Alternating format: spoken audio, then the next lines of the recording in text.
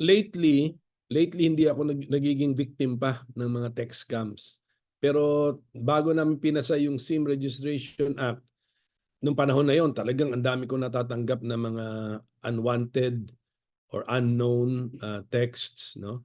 So sa ngayon, sana nga hindi ito nangyayari, pero sabi nyo marami na rin nabibiktima. So we have to review ano ba ang butas. Sa tingin ko ano na technology na ang ginagamit eh.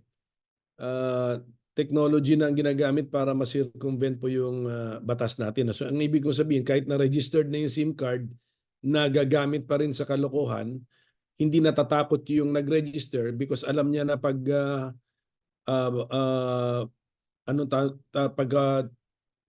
buksan na yung paper trail, alam niyang anonymous pa rin siya.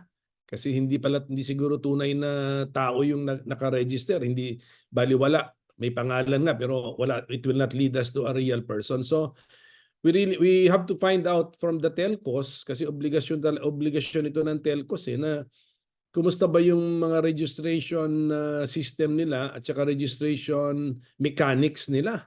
Oh, basta ang ending dapat doon, kung good faith compliance doon, ang ending dapat doon, it will lead us to a real living human person. Wala naman kasi perfect na batas eh. At least ina-address natin yung problema nung panahon na yon, di ba? Ang problema nung panahon na yon is the misuse of text messages through SIM cards. The telco, bale yun, through the telco. So yun ang in-address natin. Akala natin na-address na natin through the main idea of requiring the registration. Kasi kung registered ka, matatakot kang gumawa ng kalokohan eh.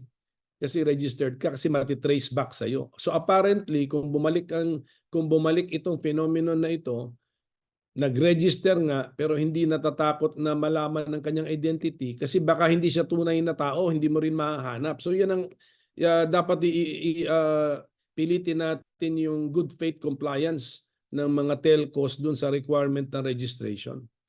Well, siyempre first step muna yung investigation na hearing so that we will know the facts.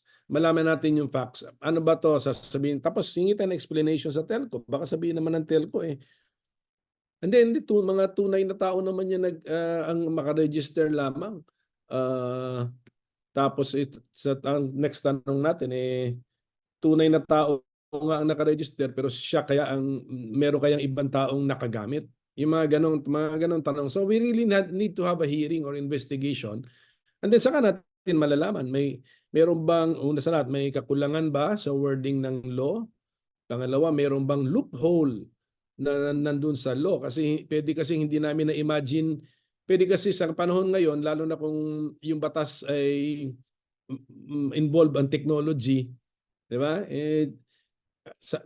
Pwede kasing maklaim mo alam mo na lahat ngayon ngayong araw alam ko lahat ng technology pero bukas may new technology na inimbento so kahit nasulat natin yung batas ngayon, hindi natin na-cover yung technology na nalalabas bukas kasi hindi pa natin siya alam nung ginagawa yung batas So yung mga ganon. So we need to have a hearing so that we will know kung number one, may na-miss ba kami, di ba? Na existing na nung time nagsinulat yung batas. So yan yung may kakulangan.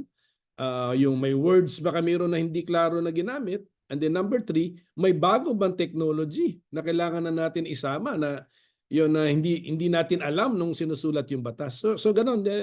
These are the problems pagdating sa paggagawa ng batas na about technology.